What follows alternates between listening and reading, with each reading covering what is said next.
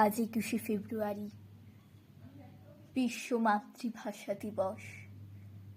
এই মাতৃভাষা দিবস উপলক্ষে আজ আমার নিবেদন অপূর্ব দত্তের লেখা মাতৃভাষা কবিতা।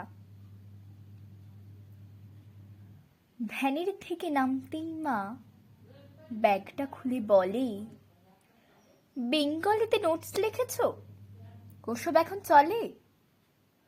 বলবে না আর অঙ্ক, ভূগোল, বাবা, কাকা, জ্যাঠা। বন্ধ করো অশিক্ষিতের মতো অসব টাকা। ভূগোল তো নয়, জিওগ্রাফি, অঙ্ক, ম্যাথমেটিক্স। এখন থেকে হতেই হবে টোটাল সিস্টেমেটিক্স। মাসি, পিসি, কাকি, জেঠি সবাই এখন আন্টি।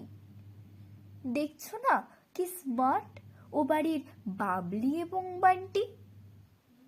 মাতৃভাষায় মাতৃদুগ্ধ ওসব এখন কিসে? ফার্স্ট হতে চাও? কোমর বেঁধে মন দাও ইংলিশে।